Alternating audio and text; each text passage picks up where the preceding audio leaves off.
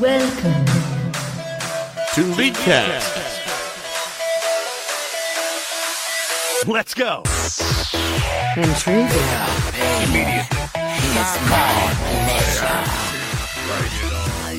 Without delay. Hello and welcome to episode 348 of the Leadcast podcast. I'm your host, Nick the King Cooper, Jesus. And joining me is Colton Blue Basket Sweat. You said my name right. You just couldn't get your own. You have an easier name to say. I have a bunch of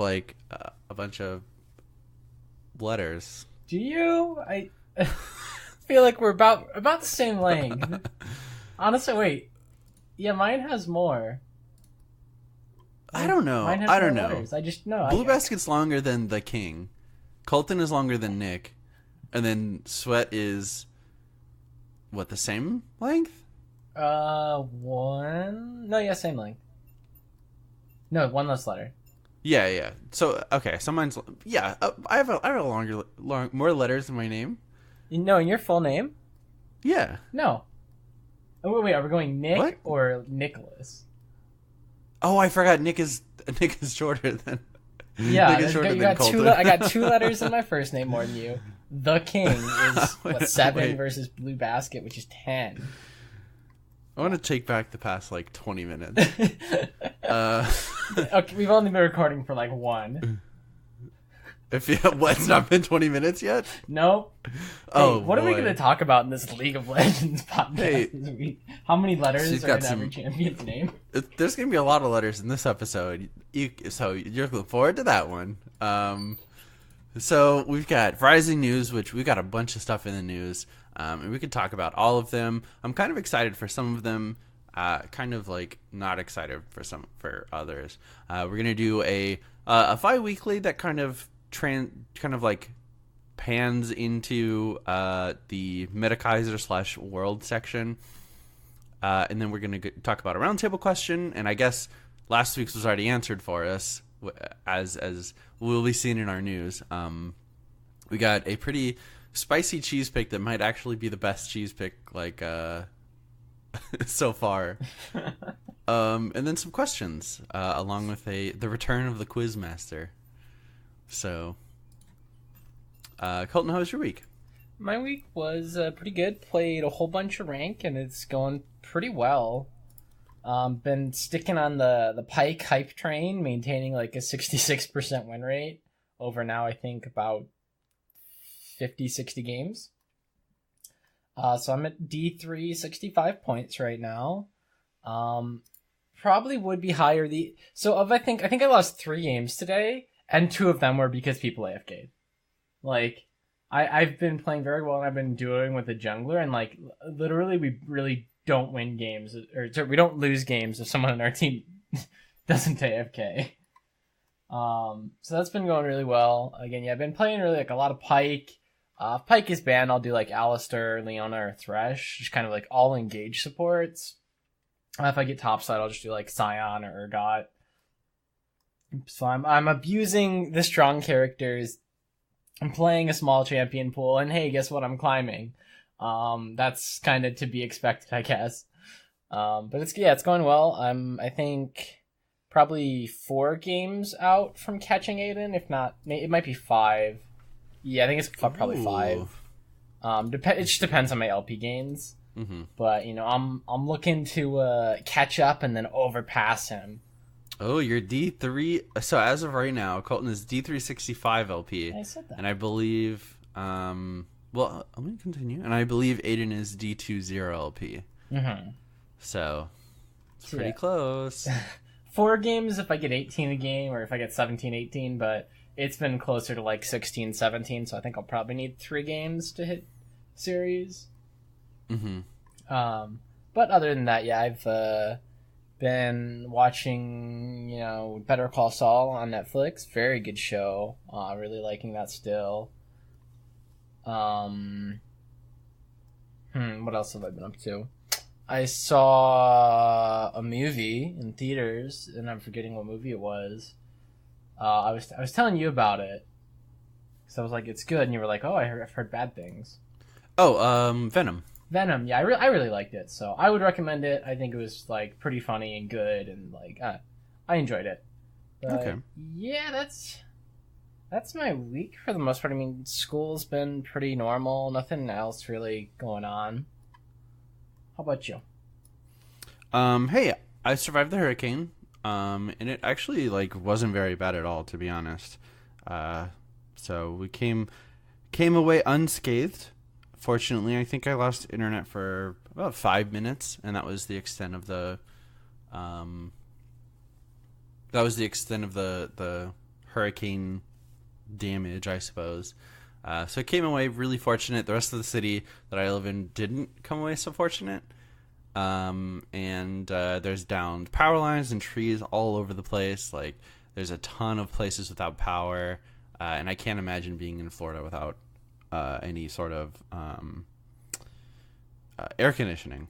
So, yeah, that would be bad. Hey, shout out to the people who don't have power right now and need it. Hopefully they get it back soon. School and I think my new job, both of them were canceled for most of the week. So I've had I think by the end of the break or the weekend, I'll have had 6 days off, 3 days working, and I will have had 4 days off of my new job where I was scheduled to work. So, it's pretty okay so far. I like the break, but it kind of sucks not kind of forgetting. This is a pretty important time in my job where I'm learning things, and I feel like I've forgotten all of it. Yeah, you just got interrupted right in the middle of learning how to do your stuff, and now you're coming back Yeah. and yep. Let's just start from the beginning. Let's pretend those first days. Yeah, I mean, I just started doing very real things. Previously, I was doing kind of I don't know, helping around the office, just getting familiar with everything. And Monday I started actually doing stuff. So it's unfortunate that it had to occur here, but I won't complain too much. As for League of Legends, I played a bunch of ranked games, I think, earlier in the week, and they didn't go so great. And I played some today, and I think I've won 3 in a row now. Nice. You're climbing everybody's climbing. You're climbing, Quinn's climbing, I'm climbing, Aiden's camping his elo. I'm sure Aiden could climb if he played. Well, let me rephrase. I'm sure Aiden would climb if he played. So Yeah, probably. I don't have any doubts.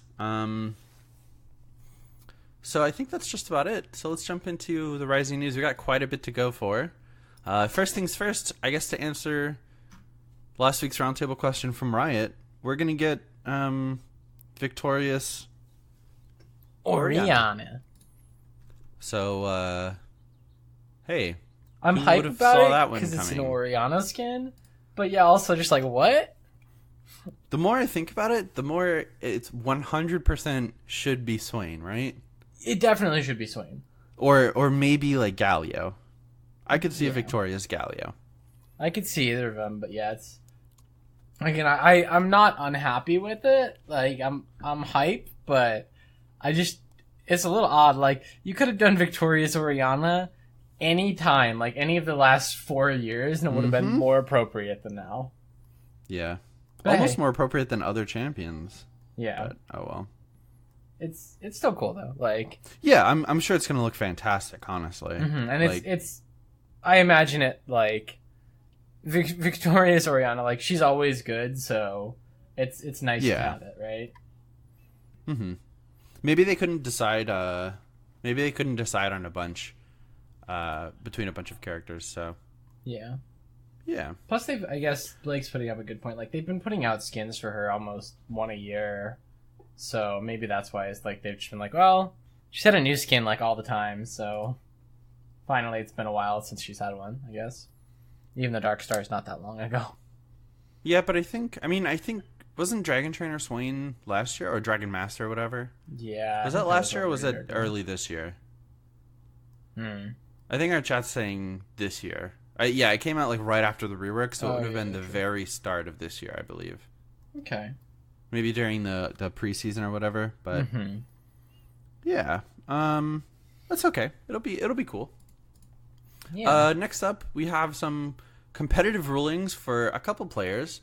who apparently were exhibiting various levels of negative behavior in Korean solo queue.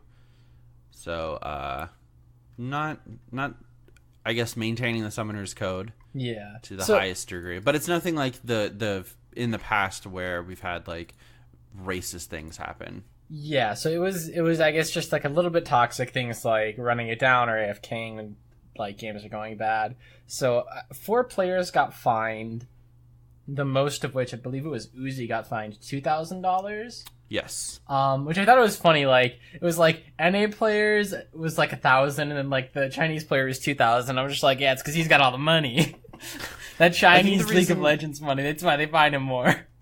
I think the reason they gave was that he played on an account that wasn't his. Mm-hmm. Yeah, it was actual reason. That was just a joke. No, of mine. Yeah. But then there was a list of like 15 or 20 like other players that kind of just got like slap on the wrist, like no fine, but like, hey, you're being toxic. And I thought it was really interesting. I think there was only one person on there who didn't also have a teammate on the list. So like like there was like, 2 or 3 from multiple teams, but there was only one person that was there, like the only member of their team. And I think it kind of speaks to like those teams' environments that like that's probably the case. Like that's how they talk to each other or act. And right, like that's just what they're used to. So I thought that was really interesting to see like there weren't really any one-offs. It was all just like 2 or 3 members. I think it was like 3 members of Gambit and like 3 members of like RNG. I think I don't see any RNG members on here. What team is Uzi on? 3 members of Uzi's on EDG, right? Then maybe it was 3 members of EDG, but like it was funny to me that was how that worked out. Yeah, I'm seeing 3 members of Vitality, 2 members of G2, 1 of Cloud9, 1 of Gambit, 2 of Invictus, 1 EDG, and 2 of Freaka, I think? Yeah. No. What team's AFR? Is that a Freaka? I think so. Is Mowgli on a Freaka or a Comet? No. Oh, maybe it's a different one then. I don't know, but still. Yeah, I just thought it was interesting.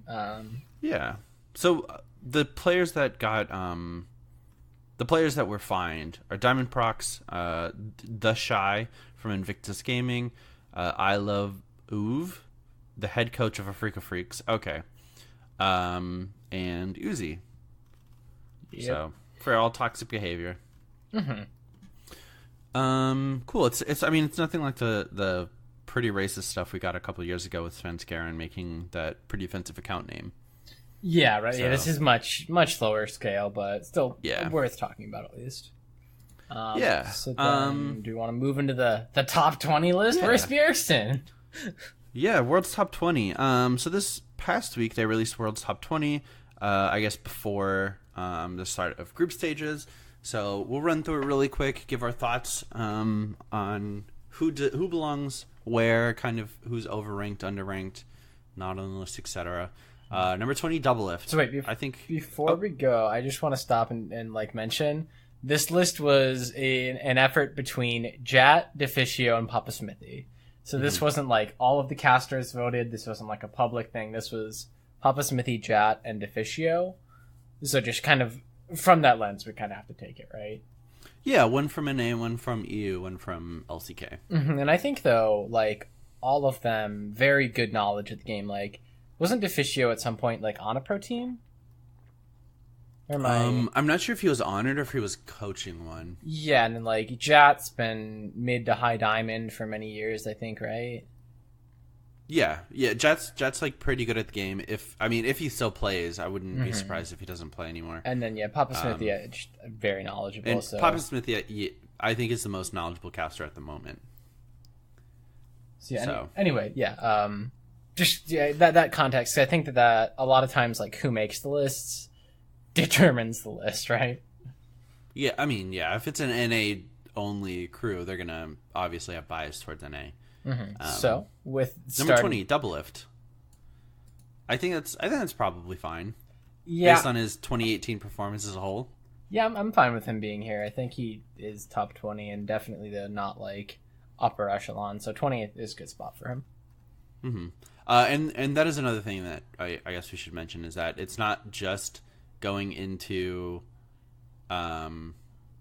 it's not just going their current into form. It's this it's whole year, their previous experiences at Worlds. Big picture. Yeah, it's just kind of like how they perform on a stage and how they've done this year so far. Number 19, UCal. I'm surprised this is this low, to be honest. I was UCal surprised seems too. like it would I be was a little expecting higher. him to be a bit higher, so I think we'll see him perform better than a number 19 you'd expect. I think so too. Number 18, Scout. I don't watch enough LPL, so I can't really comment. In the couple games I've seen of him so far, he's played very well, but going into it, I am pretty okay leaving Scout a little bit lower on the list. Again, I think 18's maybe a bit low, but that's hard to say. Okay. Xiaohu from Royal Never Give Up, the mid laner. Again, haven't watched a ton of LPL, but again, like I'm pretty okay with it. I think that he is really good, but there are also a lot of other mid laners to be considered better. Yeah, we've got a really stacked like mid lane competition. Yeah, there are at Worlds so this many year. mids on this list. Just like number 16, Kuro. Number 16, Kuro from A Freak of Freaks. Yep. Again, very good. Yep. Number 15, Maple, mid lane, Flash Wolves. Yeah. I guess I want to see, but I don't know if I'd put Maple quite so high. I will say Maple usually pops off at every international performance. Yeah, he does normally crush at Worlds. Yeah. So that's fair. Yeah. Feshi? The Is that- I Shy. hope- The Shy. Oh, the Shy. The Shy, top laner for Invictus Gaming. Yeah, he's pretty strong. I'm okay with him being this high. Good. Mata, support, number 13. My boy. Mata's pretty good. I think that's as high as you can put him, but definitely belongs there. I think that's only as high as you can put. I think he is like one of the better supports at Worlds. I think if I am remembering the list correctly, someone is missing from this list, and I'll bring it up. Okay. Deft, his laning partner, number 12, the AD carry for KT Rolster. I think probably pretty appropriate too. Yeah. 11, Karsa, the jungle for Royal Never Give Up. I think this is probably pretty appropriate. Unfortunately, MLXG kind of got like benched for Karsa, but Yeah. hey, that's okay. But That's okay. yeah, I mean, that's my boy. Karsa's definitely really strong. I'm fine with him at 11. Here we are, number 10, halfway through the list. Woo, Cuvée, top lane, Genji. This is tough because, like, It starts to get into like these players are all so good that where do we put them? Like, how do we compare them when they're in different roles? that though, but like my biggest thing with QV being this high is like right with like consideration of like the whole year and like previous performances, like he's really, really good, but every once in a while it comes out and you're just like, what is he doing? But he's been a lot more Oh, yeah. consistent the last year and just like bodying some people, so I'm cool with Okay. him at 10. Nice. Someone who I don't think most of us are cool with at 9, Caps, the mid laner for Fnatic. Yeah, I think he replaced we're gonna put Bjergsen in top 10. He's the Western player in top 10. I don't think he's better than a couple of the mid laners we've already covered. So I don't. Yeah, it's hard to put him over like how do we put him over Scout or and UCal and Maple. Like I Yeah. think like you could easily put him to like number 19 where UCal is, and then just shift all of the other mid laners like up. Yeah, probably. Anyway, I think this was the only like super surprising one. Mm-hmm. But number 8, Ming, support for Royal Never Give Up. Hey, Royal Never Gives Up. Their team is pretty good. Yeah, they are. They've got some good players like Ming.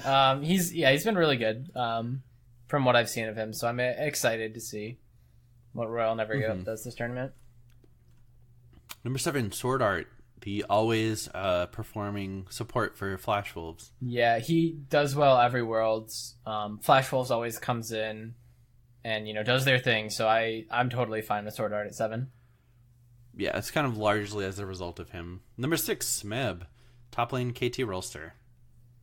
Yeah. I think Smeb's had an off year, but I think placing him this high for the potential that he brings, the potential for any team fight to just be over in a second is like why I think Smeb is this high. Yeah, I mean, definitely he's not been as dominant this year as he has been in other years, but very strong. One of the best top laners at the tournament. I'd say probably the second best top laner at the tournament. We'll see that they rated it the same way as me with a little bit later down the line, but we'll get there when we get there. Number 5, Ruler, the 80 carry for Genji. I'm not sure who has more players on this list, Genji or RNG. KT's got 4 out of 5. Really? Yeah, I think KT's got 4, and then oh, wow. RNG and Genji each have 3 or 4. It's insane. Yeah, the only person from KT not on the list is their jungler, I think. Score? Yeah, maybe? Really? Wait, Score's their jungler. I wish Aiden were here. He'd know. I'm looking through the list. Yeah, Score's not on this list. Wow. That seems shocking to me. And I think that's another problem with this list. Score is not on the... Is he really... Wait, let me just scroll to the top and make sure he's not higher. Yeah, Score's not on the list. Yeah, okay. Oh, wait, no. Here he is. All of KT's on the list. Score is number 3. Oh, okay. We just had to scroll down. We're going to go the other way. More. Okay, I was going to say some... Okay, maybe these shouldn't count if Score's not on the list. But yeah, so I think every player in KT... Ruler's pretty good. Pretty good. Yeah, he is. And he's got the world's buff, or at least last year he did. He played so good in those finals. I think the meta kind of helps him a lot, too. Get to play a lot of like really aggressive AD carries like Lucian, Xayah, stuff like that. Keen, number 4, your boy. Top lane, Africa Freaks. Yeah, I've not been happy with his performance so far. I've only seen 2 of his games, but the thing that made me love Keen was in like the LCK Gauntlet. He would just play shit like Gnar and Quinn, and he would just split push the whole game and just body his opponent every time. Like, he just gets solo kills and be taking towers, and people would gank him with like 4 guys and he'd get away. Like, he would just dominate the split push, and I want to see more of that. Yeah, I think Keen's super good. Probably the best top laner at the tournament, but I think Africa Freaks as a whole have been underperforming. So for sure. Number 3, Score. Speaking of jungle, KT. Papa Score. He's gonna make the fight for Worlds. He finally got his LCK title. Now he wants the crown. Turns out Score is really good. Yep, totally fine with him being there. Number 2, Rookie, the mid lane for Invictus from LPL. This one was kind of surprising. Yeah, I mean, I know a lot of people who know the scene better than me put Rookie up there, so... Okay. Like, I there's just so many people that will sing praises of Rookie. I, again, mainly only watched, like, the finals of LCK, or LPL. LPL, there we go. So I haven't seen him in, like, regular season performance, but he is definitely super strong. All right, and that brings us to number 1. Was it any question at all? Uzi, AD carry, RNG. No, yeah, everyone I think knew that Uzi was going to be put number 1 this year. No Faker to top the list this year. Even if he was, probably wouldn't have made it quite there this year. Uzi's been looking fantastic, and he's, I think, got the team this year that can make it happen. Yes, I have extremely high hopes for this RNG team. And I don't think there's a weakness on their roster. I think the only scary part is that they got put in a group with Genji. So it's kind of like the best team in the world versus the best team in the world. Yep. And that's likely a preview of the finals. So I find it really funny that I think he's won. Let me scroll back through these. I think there's only like 2 or 3 AD carries on the list. Yeah. And there's like 8 mid laners. Yeah, okay, there's only no. I think as a whole, mid lane has been far more impactful this year as a whole. Yeah, okay, so there's 4 AD carries. I think like 8 or 9 mid laners, a couple jungles, a couple tops, a couple supports. But yeah, no, definitely. So Susie's year is going for it. There are 7 mid laners. Let's see. 4 AD carry, 4 supports. 2 junglers, I think. And 7 top laners. Yep, I guess that would do it. There's a lot of top laners. Yeah, Jesus. that's more than normal. So Oof. those solo lanes. Yeah, I get solo lanes. Hey. And that'll do it for World. Oh, wait. World's top 20. There's one person I think we're missing. Yeah. And what? Oh, God, I can't remember. Now I can't remember who it is, of course. You remember anything about them? Like Smithy, is that what you're gonna say? No, it wasn't Smithy. Damn, oh man. Maybe it'll come to me later. Core in the show. JJ? Yes. Where is Core JJ? Where's my boy Core JJ? That's fair. Core JJ's a monster. Hey. Personally, Core JJ, my eyes, best support in the entire world. Yeah, I could Prove definitely. me wrong. I definitely think he's more deserving to be on the list than like Double Lift and Caps and a couple other people. So definitely Core JJ should be on the list. I don't know where I'd probably put him like around that 10 to 12 area where Mata is, maybe like I was thinking 10 to 15, yeah. I guess iBoy. I think iBoy should be there ahead of Double Lift. Yeah, iBoy's better than Double Lift. Yeah. So. Well, hey. We can't just take all the Western players off the list. We need, I was at gonna least say, NA and one EU player on the list. I was gonna say, I think I think it's pretty telling that there wasn't a Chinese caster. Like Frostgearin wasn't there. I mean, Papa Smithy though was in LPL for a couple years. No, yeah, I'm sure. I'm sure they know China is looking like the strongest overall region so far. I mean, there were mostly Chinese players, I would say. Mm-hmm. I think the biggest thing is though they want to put an NA and an EU player in there always. I think that's probably part of their criteria is that you need at least one A and one EU player, even if they're maybe not the best.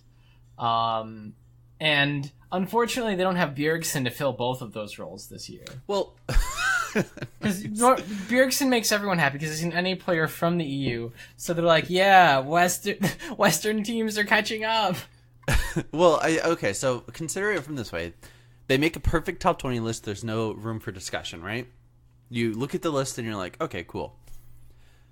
You make a list with a little bit of controversy. People talk about it. You get clicks on the link. You get website visits. You get comments in the comments. Mm-hmm. You get people explaining to you why you're wrong. You get interactions. That's why we're wrong so many times. Mm-hmm, a little behind the scenes. I'm just kidding.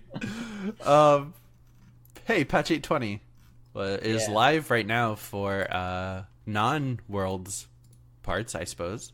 Yeah. So do you want to zip through this?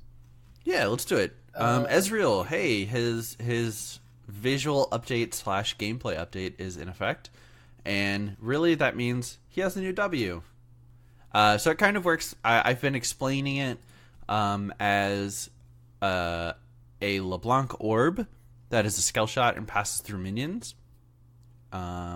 So you shoot it at a champion using another ability or an auto attack. It procs that orb and does extra damage. If you use an ability, it will refund the cost of the ability that detonates it plus extra mana. So if you like W, Q, and that procs it, it refunds you I think 10 mana overall, like as a whole after refunding the abilities. So that's pretty cool, and it works on neutral objectives, including turrets and inhibitors. Mm-hmm. So that's really nice. Yeah, kind of keeps his W like neutral objective power that he had before with the attack speed buff for his team. Yeah, Ari, her ultimate cooldown has been increased at earlier ranks just to tone down her early strength and make her snowball not quite as hard. I'm all for that. I think she was a little bit overtuned. Really? Because I think there are characters that were more overtuned that are not on this list. I agree with that as well. Ari was here, I think, for what? I think she was semi-meta. Like, maybe not even the best mid laner, but semi-meta for, what, half a patch? Get that out of here, says Riot. We don't want any Ari right now. It's not your turn. I think that Ari is in a spot where they don't really want people... They don't want Ari to be the best. Which is fine, yeah. It's just, like, interesting to see this while we'll make note of a couple champions who are missing as we go on. Yeah, I don't think she's in need of it the most, but I think she is in need of it. Yeah. So next... Evelyn. Her empowered E damage is decreased early, and the ultimate damage is decreased early. She needed a nerf. She did too much damage. Yes. She was the best AP jungler. Gotta tone it down a little, I think. Yep.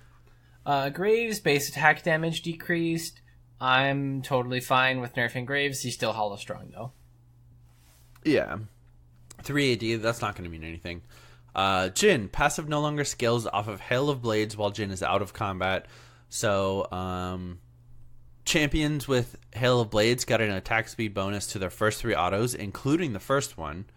So, your first auto would do more damage than intended because you had the bonus attack speed, which scales into AD, but it doesn't affect any other champion.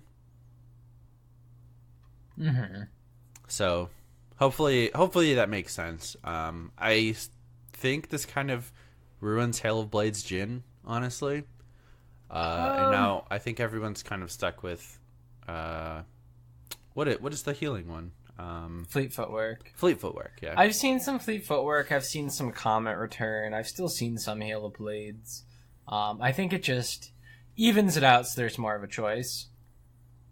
I don't think it's terrible. I mean, it's just a pretty big, a big nerf to the first auto attack, I'd say. Mm-hmm. Yeah. Which, I mean, it should never have worked that way, but... Yeah. Yeah. Nami. Heal has decreased. Most OP support in the game. Nerf that shit. Hey, I'm just saying. Hey, do we see any other supports on this list? No? Hey, do you remember when they... Do we see Nami on this list? Do we see her heal? Oh, is this the logic we're going with, Nick? Is that if they're not on here, they're not OP? Because I believe I don't see a Kali on this list. I don't see a Kali. Oh, I was going to say, hey, there's no Aurelia, there's no Aatrox, there's no Kai'Sa, there's no Pyke, there's no Urgot. Yeah, there's a lot of champions that are OP that aren't on this list. Hey, I'm just saying, Nami heal was OP. Now, a little bit less OP. Yeah, 5, 10, 15. 5 to 25 less OP. Nice, yeah. This is post-Worlds patch, so... These weren't gonna, which is kind of surprising why we're not seeing any of the more OP kind of champions nerfed. I think we'll see that after Worlds. Well, the thing is, this isn't influencing Worlds at all. So if these champions are as unhealthy as Worlds and solo queue tends to dictate that they are, why aren't we seeing these changes? So it doesn't affect the play at Worlds, but I think it still affects a little bit of they are still playing solo queue on live servers, even if they're also scrimming offline on the proper patch. So it does affect fair. It just a little bit, and I think that it's more of a we don't want to make the announcement that these characters were obviously too strong during the Worlds, because then it's just hey, our Worlds patch wasn't good enough, is what that says. I suppose to me that's probably I think why they're gonna wait until preseason to do those big nerfs to OP characters right now, is that hey, these guys were way too strong going into Worlds and we didn't fix it on the Worlds patch. We're just gonna wait until Worlds is over and then address it. Well, then I think there shouldn't be a patch during Worlds period then. I agree. So yeah, I mean I guess I see that, yeah. Scion base health for Chen decreased, making it a little bit harder to lane on Scion, but not really at all. Just kidding, because you're always taking Corrupting Potion and Biscuits. Get out. Dab. I don't take Biscuits. Get out of here. Dab. I take Corrupting Potion and Time Warp, but I never take Biscuits. What do you take instead of in that tier? I'll either take... Do you take Minion Dematerializer? Either Minion Dematerializer or Magic Shoes, depending on the matchup. Okay. But more recently, I've been doing Minion Dematerializer because Like, you never die, you eventually outpush them, and that's really nice to have. Dematerialize or one, like, when you have a little bit of a weak early game, you always get the cannon minions, and can, like, start clearing out faster. I don't know, I don't think Biscuits are... But Scion has no weakness. He's a little that's weak, fair. That's 1-3, I think. Well, I think he's weak level 1, and then that's it.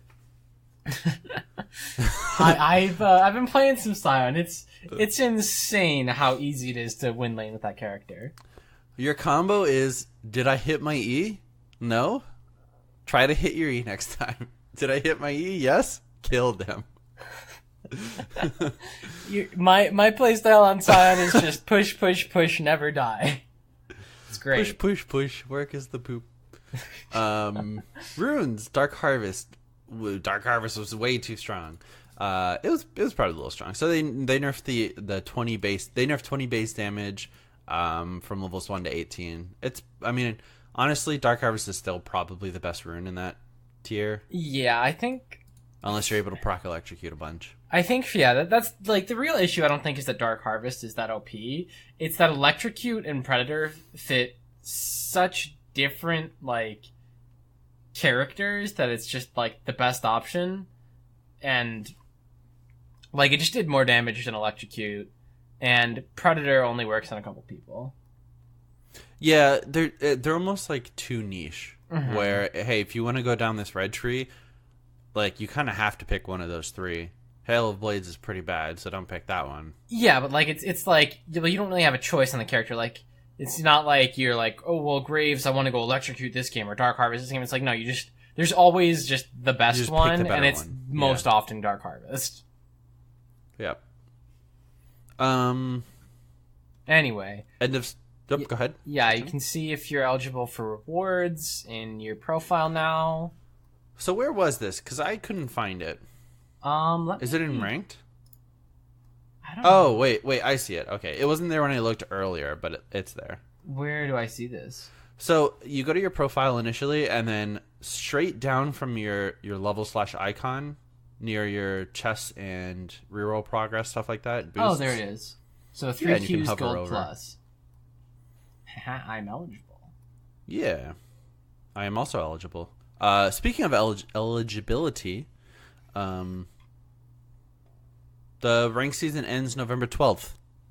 So make sure that you either try your best to get there or give up and accept where you are. They added positional matchmaking to unranked draft picks. So this is just more rank appropriate matchmaking for your normal games. I liked getting a toss up of who it was going to be, because in most cases, when we were playing against silvers and gold, we just got to smash. Yeah, but I could see how that's not very fun for those players. I think it would be frustrating to not get positional matchmaking if you were kind of like silver or gold.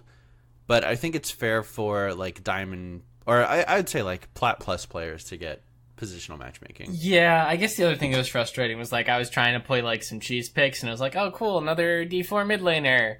Guess I don't really get to have fun this game because I have to try really hard to go even. Yeah, I guess that's kind of like the downside of it. Mm-hmm. Maybe they should remove it when you're doing like 5-mans or something like that. I don't know, I get it, and I think it would be better to make normal games like a place to practice for ranked, but I don't think that's what normals are. Like, normals are just, to me at least, they're not really serious play.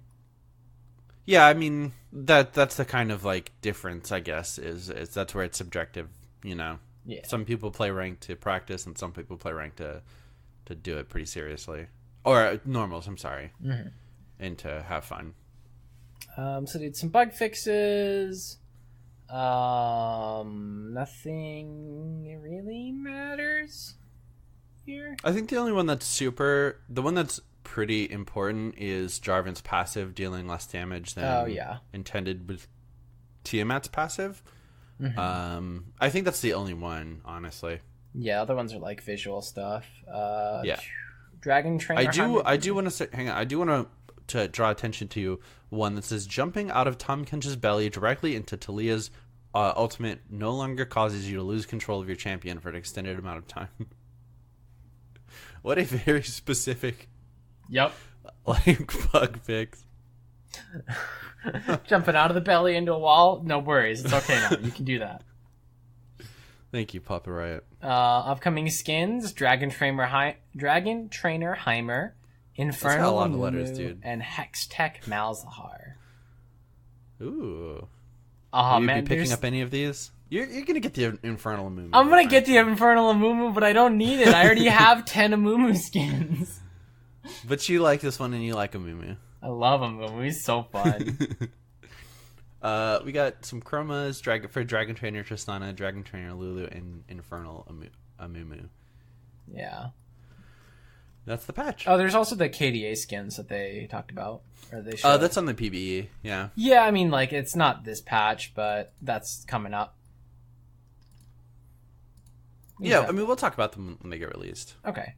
So after the patch, we've got the All-Star event. I haven't actually heard anything about this. What's going on with that? Me either. Hey, it's in Las Vegas, December 6th to 8th. There's 64 All-Stars from each region. And it looks like they're going to be playing a 1v1 tournament, 2v2 tournament, regional rivalry show matches, East versus West All-Star Showdown, and mixed team alternate game modes. Oh, okay, so they've got some like streamers and content creators going as well. That's pretty cool. Oh, that is cool. Selected from the League Partner Program, so we won't be there. Yeah. Dude, oh my god, I gotta get Masters and Solo Queue, and we gotta become partners, and then next year I can go to the All-Star event. Did you have to be Masters higher? No, but I imagine they probably are trying to pick the best. Like, I mean, yeah, but if you're the funniest, if you're Donkey and you're gold, they're taking Donkey. Yeah, you know? but if you're Master and as funny as me, Nice one. That is funny. yeah. But yeah, that's cool. So I'll probably watch a couple of those. Yeah, it's pretty exciting. And then Zyrene is the NA caster. I believe. Yeah, he's from NA, right? Mm-hmm. Yeah, he got benched from group stages. Basically, he was late to his call time for like the pre-show, I think, and they had someone else fill in for him, and they're basically like, "Hey, you're not casting groups anymore." And it wasn't controversial at all. He was very much in agreement with Riot that like, "Hey, I fucked up. I was not reliable. You need someone who is. This is an appropriate, response." But I just think it's like good to see that Riot's taking it very seriously, that he recognizes that he, effed up, and that he's, just taking the consequences in line. I think it was very professional and kind of clean cut thing that happened. Yeah, he said something happened with his phone and he wasn't able to wake up on time. Yeah, he So it probably like ran out of battery or something, and the alarm didn't go off. Mm-hmm.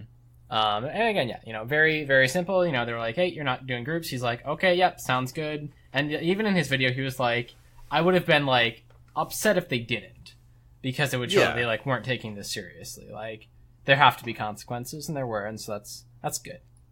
Yeah. And I think that's it for the Rising news. Yeah. So we'll kind of go into, we can talk about World's missions, I suppose. I mean, I don't know, just like, how have you been doing? Do you have a lot of tokens? Have you liked them, disliked them? Yeah, we can do like a quick little check-in. I'm currently sitting at 1367 tokens, so about, what? A little bit over halfway. Yeah, a little bit over halfway, like to championship 900, or sorry, to 950 more, 923 more. Mm-hmm. No, 933 more. I'm at 802, but I've also bought 1,000 tokens worth of things already, so I would be higher. I don't know. Yeah, I've liked it. I feel like I was expecting more like missions, because a lot of it's been like watch 2 games or like play 2 games. Like it's been very small things, but it's been nice to just kind of get them without having to like try. Yeah, I think that's something to remember, is that like this is going to be purchased by a ton of people.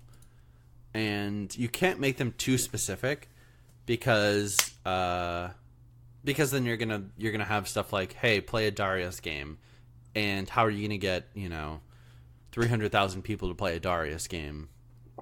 Mm-hmm. Everyone's gonna be like, oh, someone else picked Darius. I guess I should just dodge. Yeah. So having these really like generally, vague ones, I think are kind of nice. I wish there were more. Yeah, it seems like or at least for me, it's like I get it and I go through it in a day, and then like I just have to wait a day or two before I get my next missions. Yeah, it certainly feels that way for sure. But for like a month's worth of stuff, I can see it. Yeah, and I guess it's like it's one of those things where, hey, if you're not playing a ton, they have to be pretty easy. So I think they said on average, to get the Popstar Kaisa skin, you have to do all the missions and play about 4 games a day from the start to the end. Which, now that I think about it, it kind of sounds like a lot. Yeah, But I think like that's reasonably difficult though. Where, hey, they don't want everyone to get it who buys it. Like, you have to kind of work for it. yeah, and they're giving you a free skin, so well, not free, I suppose, because you purchased the bundle, but Yeah, but you also get like 4 World's Orbs with the bundle. And I imagine, I mean, like I've already gotten, I think, 2 or 3 icons, like a ward skin. I've gotten some chromas with it. Like, there's a lot of stuff available with the World's Pass that you can get. And I think also as these missions go later on, like when we get to like semifinals and finals, there will probably be like bigger rewards, like more orbs or icons or chroma. Like, I think that there will be more stuff that we'll see later on. yeah. But cool. Yeah, I've been enjoying it. I got the recent like watch 30 games icon. So Oh, which one is that? it's the one I have right now. It's like a Teemo. A little. Wow, how do I not have that one? I've watched every single game. I guess don't know. I guess I haven't watched every single. I didn't watch every single group or play-in. Yeah, so I watched all but I think 3 play-in games, and then all but like 2 groups games so far.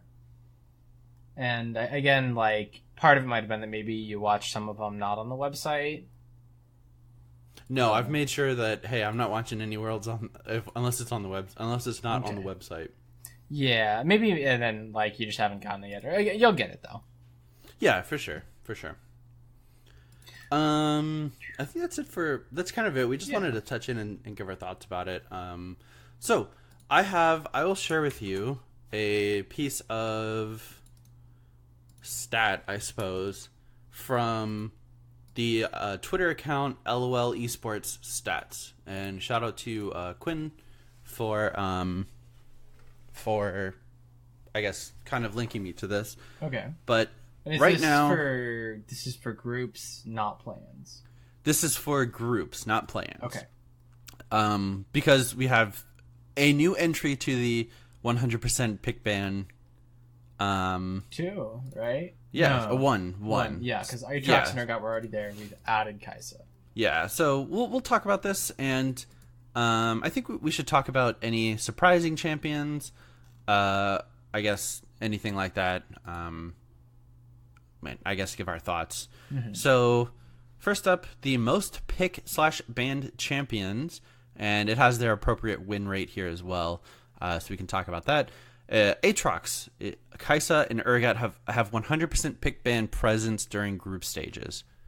So, And I would say these are probably ones we definitely expected. yeah. I think I was a little surprised that Kaisa wasn't in the play-ins. Mm-hmm. I think she missed 1 or 2 games of being pick or banned. Mm-hmm. But yeah, I think that's this is kind of fair. These are by far probably the strongest champions at the tournament. Yeah, I mean, Kaisa's the best AD carry in the game. I think Urgot and Aatrox are kind of like 1A, 1B. Mm-hmm. I think. I personally think Aatrox Urgot's better. Yeah. I think he's easier to play, and he just relies less on getting ahead. Mm-hmm. But I also think Aatrox can do more when ahead. Yeah, that's the trade-off. Is like Urgot's not gonna 1v5, epic lull one shot, slap my mom for this one montage play, you know? Yeah. So then after the 100%ers... What? And then Aatrox has a 50% win rate. Kai'Sa has 42.9, and Urgot has a 44.4. Okay. So nothing like too crazy. Yeah, and again, I think that like that's just every time they're up, they're picked. So you're gonna see relatively like normal win rates. You're not like gonna see anything crazy because it's just like a standard part of a team comp. It matters a lot more. Like who has and a lot of the time, like I want to say a lot of the time, the reason Aatrox and Urgot have kind of near 50% win rates is because they have to play against one another. A team's not going to let you get one without giving up the other. Yeah, that's fair. And both of them can't win. True. Yeah. Go ahead. And then you said Kai'Sa, 42% win rate. So then we're moving into the next one, which has been all but one game. Alistar and Aurelia. So also super strong. We expected it. Alistar, yeah, probably. We haven't really seen any Pikes. So I don't think we probably will see a lot of it. So Alistar is up there as probably the support. And he's boasting a 57% win rate. Aurelia at 100% over 4 games. Yeah. I think like Alistar's probably the best support for Worlds. It's weird that we're not seeing as much Pyke because it seems like every single support going into Worlds, their most played champion was Pyke. Their most practiced champion was Pyke. He's so good in solo queue. I can see why he might not be picked up as often at Worlds because like after now playing him a lot, his early laning phase isn't outstanding. He gets pushed around by a lot of characters, which means you lose priority in lane, which they don't want. They want to be able to help their jungler if they need to. And he doesn't do as much as a generic tank support when even/behind. Yeah, I think it's one of those things where, sure, maybe, you'll be able to solo carry the game as Pyke, yeah, like if you play perfectly, but then why not just play Alistar at 80%, perfection and achieve almost the same result? Yeah. Plus, also, I think there's the consideration of there aren't a lot of like pure tanks being played. Like you have the Urgots and the Aatrox in the top lane, and even some like Gnar and like other bruisery stuff. Aurelia, Akali even has, I think, been thrown around as a potential top lane pick. Like there's not tanks in the top lane necessarily. There's probably not a tank in the jungle because we've been seeing a lot more. Tank in the jungle is bad right now, with the exception of maybe Gragas, but even then people are going more AP. Yeah, right. So you don't have a real strict tank in any role for the most part. You've got some good bruisers out there, some good beefy characters, but no pure tanks. So having, an engaged tank in your support role gives you much needed frontline that doesn't exist so much right now. And I think that's why we're seeing a lot more of the Alistar and Braum's not on the list, but there's been a lot of Braum. Tom Kench is down there, okay, right? Well, again, this is only the top 10. Mm-hmm. Yeah. So I imagine we've seen at this point more than half of the champions picked up. Yeah. So yeah. So now we got Sion, Xayah, both at 16 plays out of 18 games, or 16 pick bans out of 18 games. Sion 44% win rate, Xayah 60%.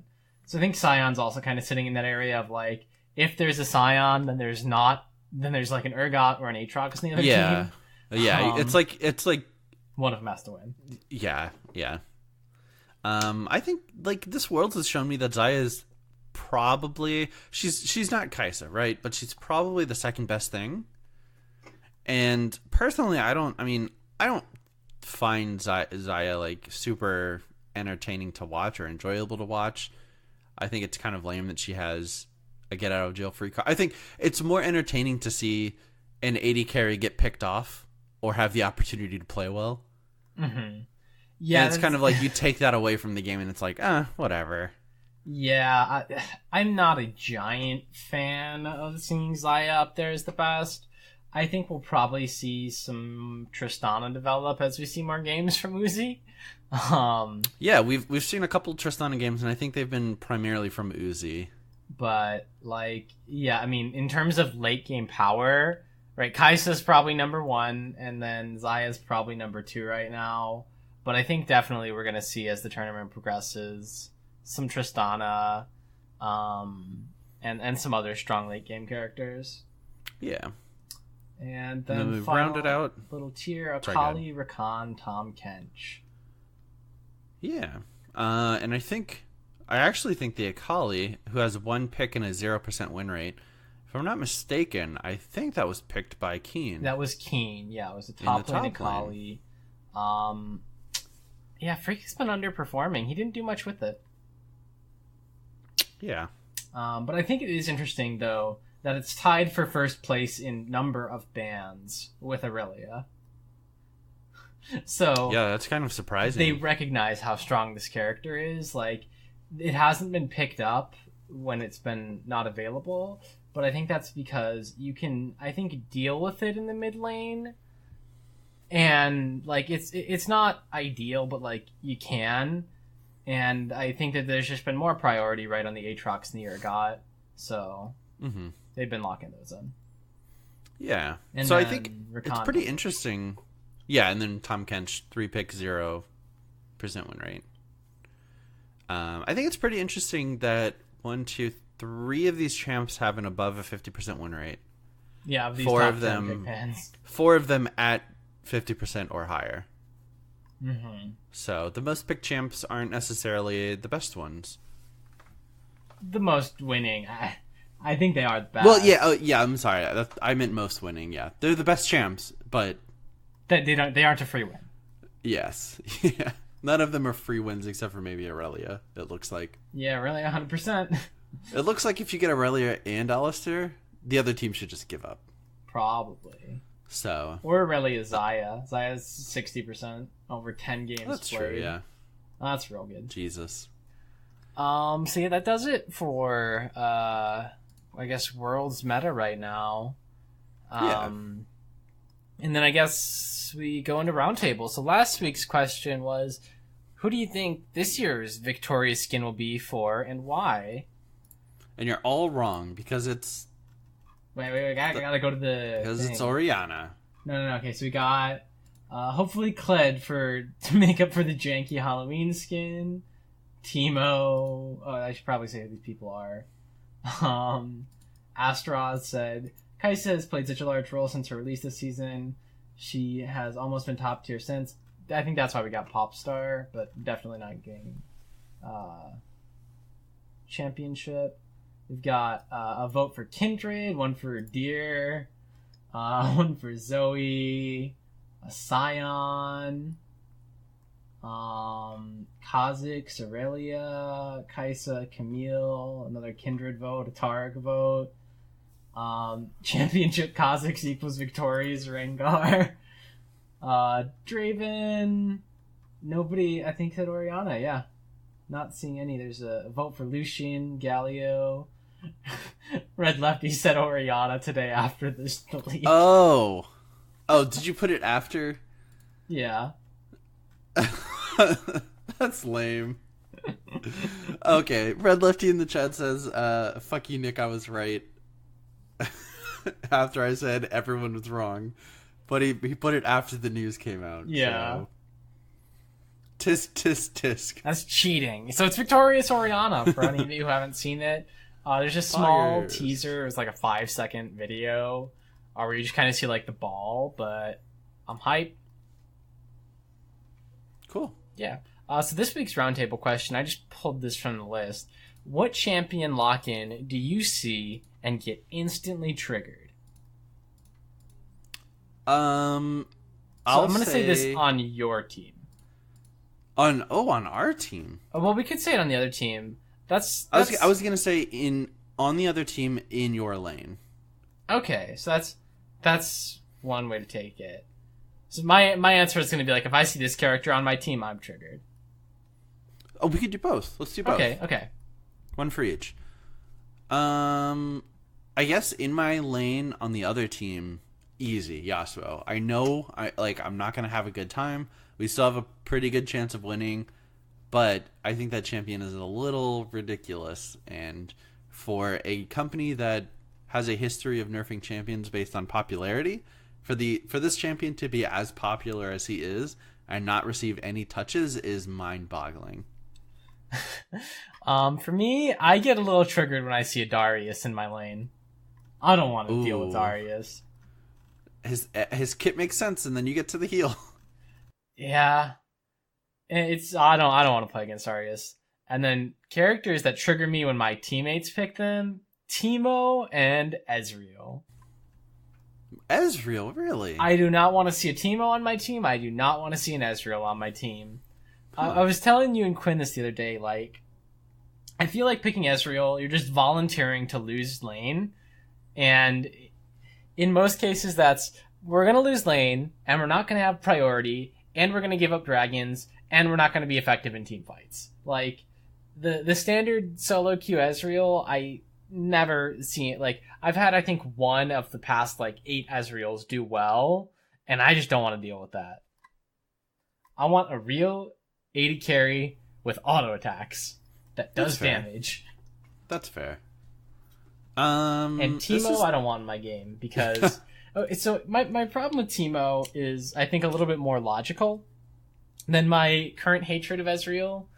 Where my problem with Teemo is that you pick him to stomp lane and split push, right? That's Teemo's function, is to smash lane and to split push and to create pressure.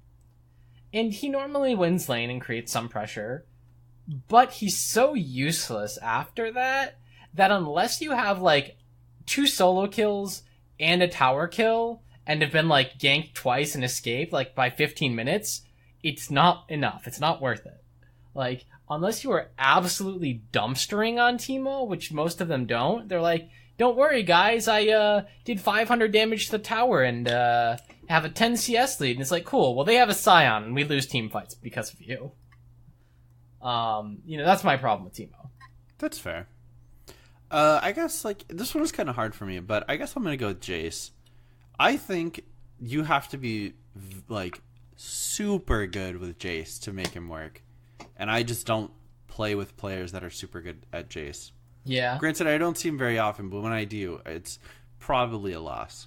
For me, every time I pick Jace, I feel like I don't do as well as I should, but I always end up winning. I've won so many games on Jace where I got solo killed twice, started roaming, and then ended the game smashing, and I'm I shouldn't have won that game. I played Jace terribly, but you just roam and do so much damage.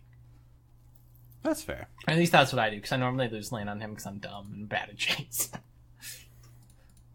So if you want to send in your answer to the roundtable question, what champion lock-in do you see in to get instantly triggered? You can send that to us on Discord. You can send us an email. You can send it to Discord and email is really the 2 places, right? Facebook? Put it on the Facebook.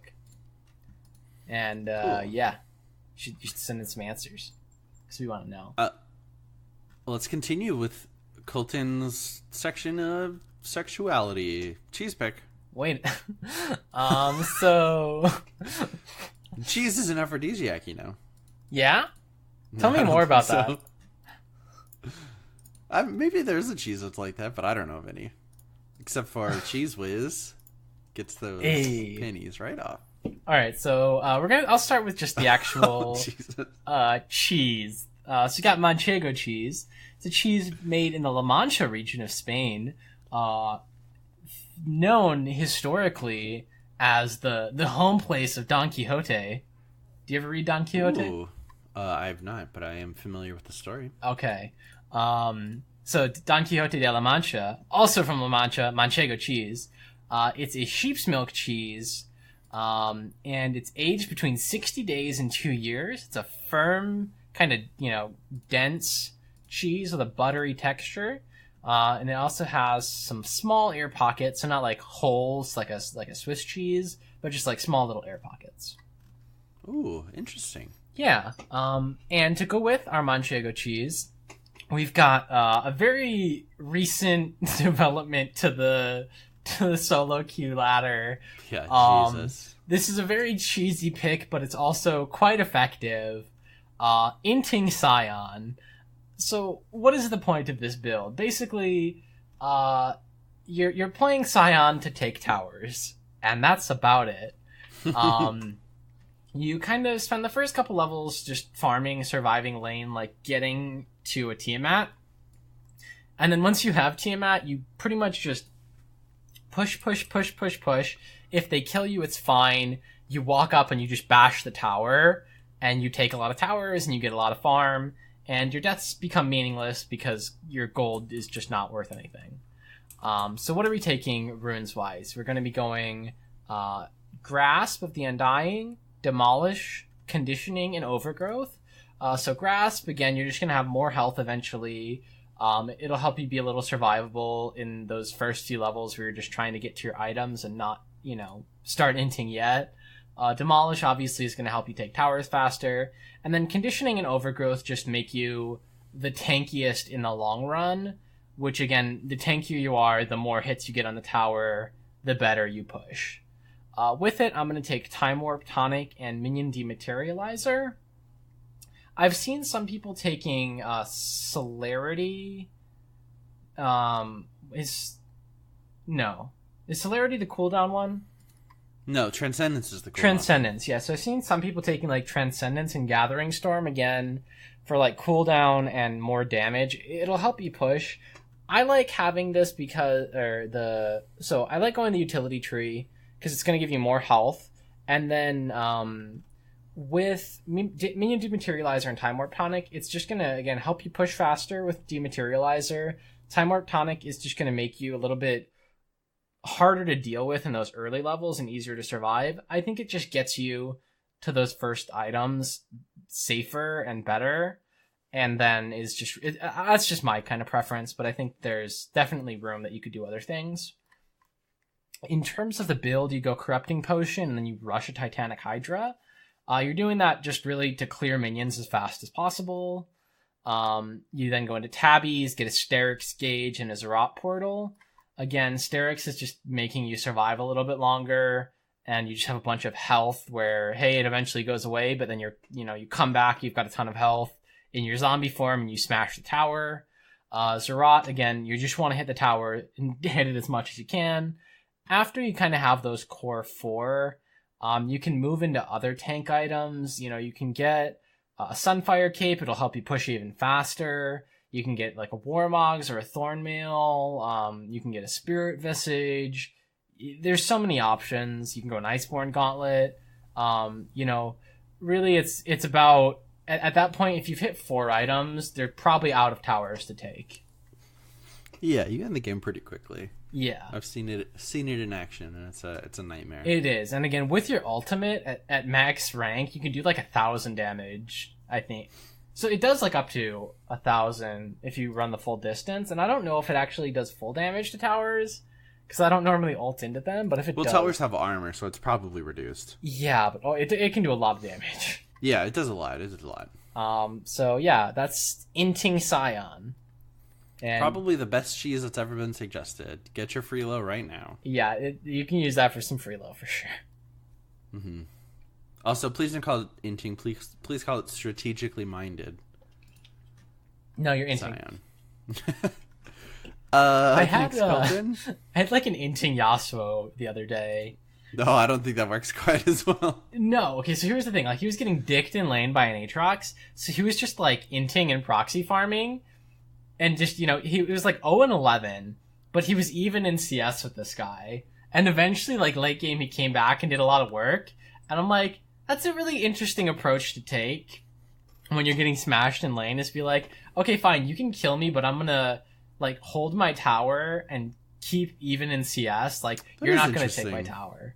I'm just gonna push up, get all these minions, and then, like, good for you, you killed me, but I'm only worth, like, 100 gold. And I'm in your base, so you're not on the map. Yeah, so it was interesting. Nice. And it was like our team was flaming him, And I was like not saying anything after like the first 6 deaths. I was like, God damn it, this Yasuo is terrible. And then like at 8 and 9, when he was like 200 CS even with this guy, I was just like, wait a minute, this is kind of working. And I think he ended the game like 9 and 13 from an 0 and 11 start. Yeah, of course, because he had 2 items. Yeah, he had like 3 or 4. But yeah, so that was an experience ranked this week. Do you want to talk about Worlds? Yeah, so we could talk about, I guess, 2 things. Many people have brought it up in the chat, but TSM is departing with Song, which is a little shocking because Song is, I thought was one of the better coaches, but it just seems like TSM doesn't exactly have the puzzle pieces fitting into the places that they need to. They didn't make it to Worlds. They're changing something. Yeah. So I would be shocked if it were anything except for TSM Zix, TSM Tony. And I'm kind of hoping that TSM and CLG do a little switcheroo. I'd love to see Song go to CLG and bring some discipline / a new energy into the org. Yeah. I think that'd be a good fit for both organizations. I could see that being a win-win, yeah, for both teams. So we'll talk about groups, I guess. A lot of the matches already happened. Yeah, have already happened. As of recording, we've seen 3 out of 8 days of group stage play, I think. Is it 8 days in a row, or are they taking a break? I believe they're taking a break, so we're basically lame. The games that happen tonight will be, I think, every team will have played 4 of their 8 games. Okay. So 3 of 6. Because they play every team twice, right? Yes, they do. Yeah, so every team will have played 3 of 6 after the games that happen tonight. So we don't want to spoil current standings. We'll talk about So I mean, we're not gonna give our thoughts on the groups themselves. We're just gonna talk about the groups, who made it out of play-ins and what the groups ended up looking like. So in Group A, we've got G2, Fongvu Buffalo, Afrika Freaks, and Flash Wolves. Yeah, so Fongvu drew this group. It's probably the best group to get drawn into. Maybe the second best after Group D. Yeah, I'd say probably second best because again, I think Afrika and Flash Wolves are pretty tough competition. Yeah. Group B contains Cloud9, Vitality, RNG, and Gen G. Yeah, Cloud9 got the Group B draw. There wasn't any other group they could go to. So, pretty unfortunate that they got the 2 best teams in the world. Yep. And then Vitality, I guess, who isn't the worst European team. Yep. I guess going on to Group C, we've got Team Liquid, EDG, Mad Team, and KT Rolster. So Mad Team got this draw. Again, not a great group to get drawn into. Hard to stack up against KT and EDG, and even then they have to get past Liquid. Yeah, right. Like not only are there these 2 top teams, but then there's also like Liquid kind of gatekeeping 3rd place even. Yep. And final group D, 100 Thieves, G-Rex, Fnatic, and Invictus. So this is where G-Rex went to, and probably the best group to get into if you have hopes to get out. Yeah. Probably there's still hope for our G-Rex overlords. Yeah. So then again, after... so next week we'll cover basically standings as of the first week, I guess probably, or... No, I think maybe then. Yeah. Oh wait. Yeah, I'm not sure if next week. We'll talk about a halfway point next week. Yeah, we'll give you an update without trying to spoil anything that's happened like in the recent 2 or 3 days because we don't want to ruin any games for you guys who are struggling to catch up with the 3 a.m. schedule because it's a bit tough. It's hard. Yeah. Mail fight. Our first email's from Victor, and he says, I hope either Swain, Galio, or LeBlanc gets a skin. Mages need some love in the Victoria skin department. If Aurelia gets it, I'm going to perma-ban her just out of spite. Regards, Victor. P.S. From a Swedish guy that watches a lot of pro play on Twitch, let us unite NA and EU as a force to bring down the Asian overlords and stop the EU-NA banter. Let's face it, we're both trash. Amen. Yeah, EU and NA both not great. West sucks. I'm just imagining, the meme where it's like the 2 arms, and they're like holding hands, like the 2 buff arms. Oh yeah. It's just like NA, EU, and in the middle it's just like Sucking losing the to world. Asian teams. That's pretty good. Hey, Victor, you got your wish. Victorious. Yeah, we got a mage. It just wasn't one of the ones you listed that were all Yeah, it's really not the one you prominent this wanted. season. Nice. Next email is from Brian. Hello again. Thank you for your Lissandra question response. I have a topic I would enjoy your thoughts on. I play mostly mid and specifically control mages. Do you mind discussing some of the weaknesses and strengths of this subclass? I try to focus on developing vision with the jungler and moving around on the map to control objectives. I would like to know, are there certain champs to watch out for or playstyles? Also, what about signatures of the playstyle that I should be achieving? For reference, my favorite champions are Xerath, Ziggs, Orianna, Victor, Lissandra, and Karthus. So I think right off the bat, like, all of those can be called a control mage, but I would really put, like, Orianna and Victor, I think, as, like, the control mages of that group. Because, like, Xerath, Ziggs, and Karthus, I think, are all close enough where they have really strong wave clear and some CC, but not really a lot. And Lissandra's more of, like, an engage, like, not quite an assassin, but I think she lends closer to assassin even than control mage. But anyway, control mages as a whole. So, Nick, do you play a lot of control mages? No, I don't. So I was gonna let you handle this one. Yeah, because I mean, I've played a lot of Orianna, a lot of Victor, some Anivia, some Xerath and Ziggs as well. Those are kind of close, but kind of the primary staples, things you want to do, and I think you're already doing it right. Developing vision with the jungler is important. Using your wave clear, which is a staple of a control mage, is good wave clear. Using that to gain priority in the lane and then have vision control. That's really important. Moving around the map to control objectives, right? Again, you normally have strong team fights on these control mages, even if it's sometimes bounded behind, I need to hit one or two items first. You have pretty good team fighting normally. Things to watch out for, playstyles, you really need to be careful with assassins, I think is the big thing. If you start dying to the assassin as a control mage, that's a big, big problem. If you need to give up some CS or, maybe take an non-ideal back timing, that's okay. Eventually you'll outscale them and do more. If you die to them a bunch, that is a problem. It's really mainly about farming to the point where you're just stronger. And, how you do that, again, like you're saying, work with your jungler, set up vision, work to make sure you're not losing objectives or that your team can take stuff, but it's a lot about farming and then in late game positioning so you can get off your damage. You're not diving in for the one for one or maybe getting 2 for 1. You need to be in the right position to pump out damage the whole fight, set things up with a really good Orianna ult, CC a key target on Lissandra, put down your W and your ulti in a small channel on Victor. It's a lot about just, again, right? They're control mages. They control how the fight and how the game turns out. And you just really need to understand what your team needs to be able to do to win a fight and what the enemy team's trying to do. So hopefully that's beneficial. And thanks for the email, Brian. Yeah, thanks, Brian.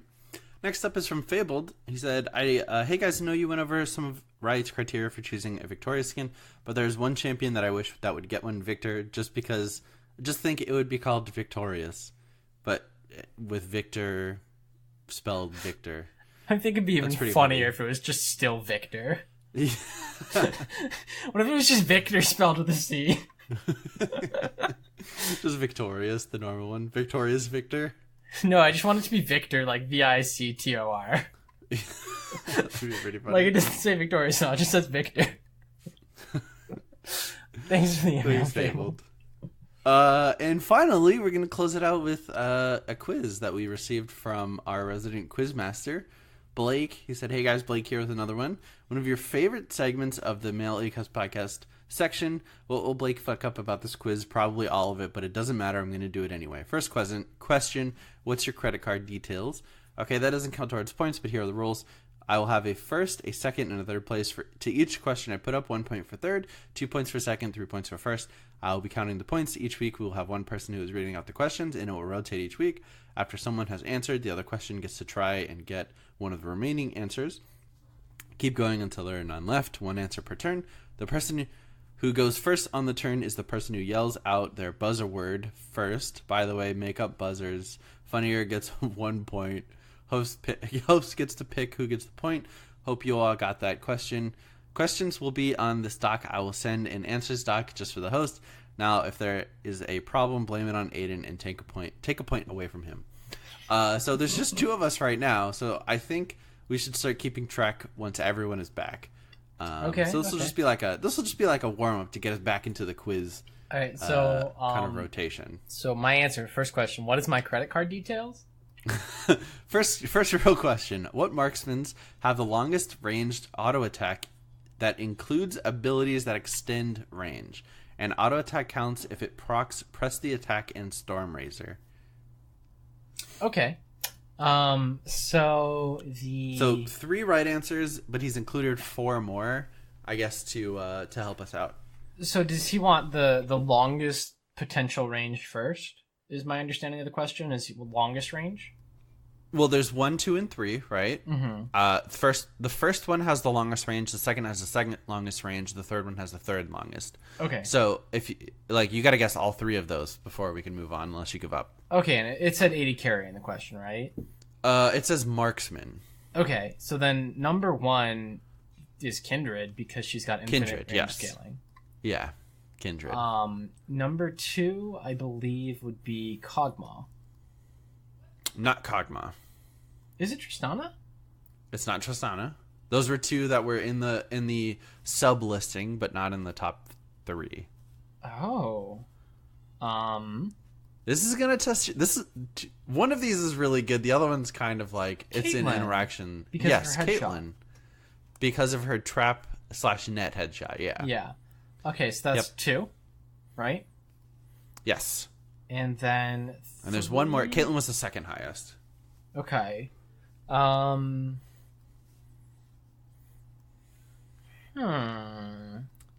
This one's kind of tough, so if you need like a hint, I guess. Yeah, give me like. Do you wanna ask the audience? Yeah, if audience has the answer, I'm looking at chat while I'm thinking here. All right, Dr. Otterpost, we need you. Twitch. That sounds It is not Twitch. No. Twitch is the first man out. Oh. He has the 4th longest.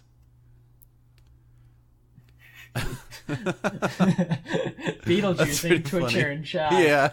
Oh, Tristana, did I not say? You already said Tristana. It's not Tristana. Okay, yeah, I didn't think so. The question is, what marksmen have the longest ranged auto attack that includes abilities that extend range? An auto attack, for the purposes of this question, counts if it procs Press the Attack and Storm Razor. Yeah, I don't know. I guess we've got I can give you another little hint. Yeah, little hint. Dr. Otter. Is that Ezreal? Really? It's Ezreal. His Q 1150 range. Is that really more than it? What does Kog'Maw's W give him?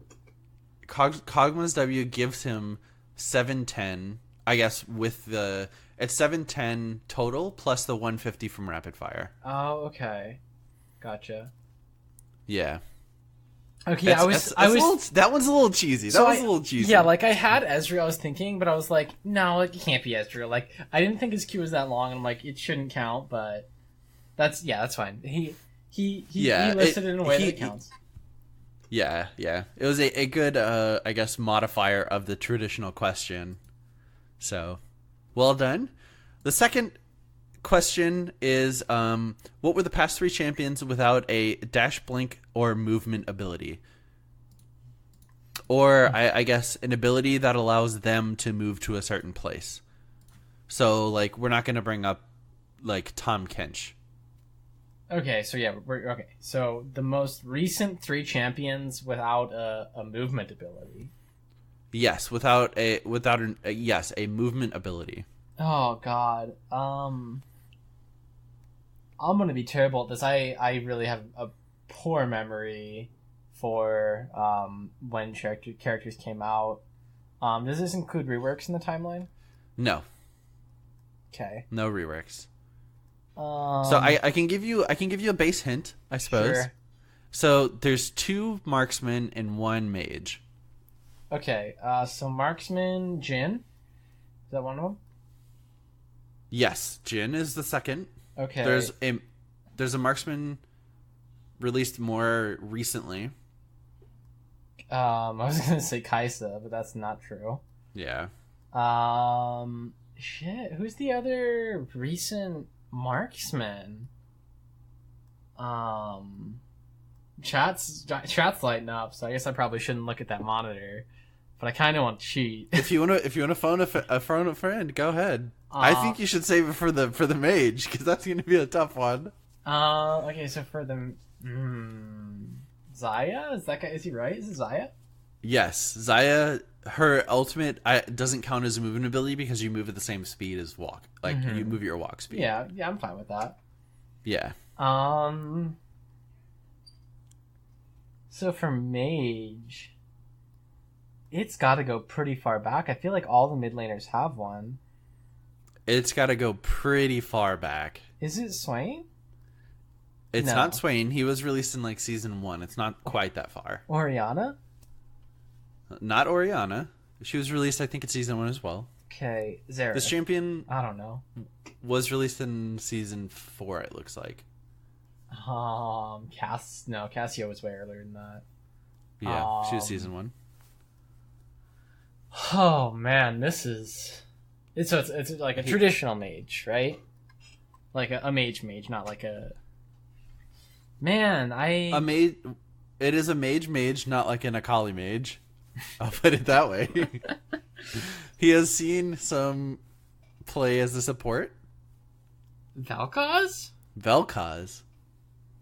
Okay. All the way back to February 27th, 2014. Mobility creep, my dude. I know. But he lists out all the champions that have been released since then. And all of them have movement.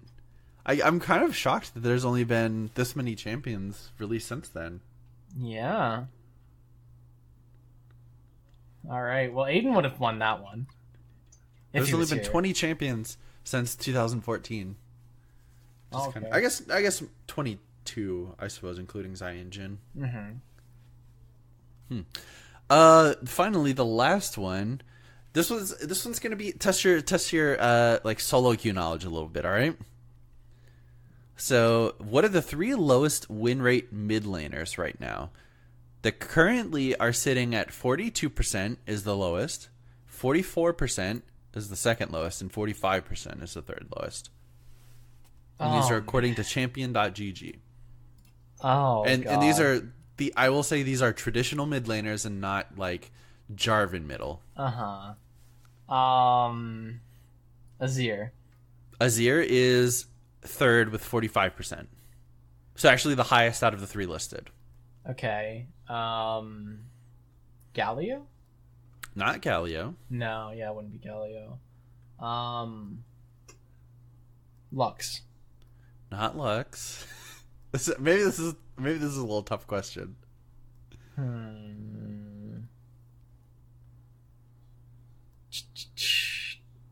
Oh man, this is difficult. I'll say here a hint for one of them is very strong competitively, not very strong solo queue. Oh, Rise. Yeah, Rise. Yeah. I don't know how to give you that hint. Yeah, that doesn't surprise me. Because it's like, my criteria for like what I'm thinking is difficult characters that the pros are really good at, that you shouldn't pick in solo queue, and Ryze and Azir are those two to a T. There's kind of the third one is kind of like that. Cassiopeia? But I will say I think she is a little bit easier in solo queue, not Cassiopeia. Yeah. Very specifically she. Oh god.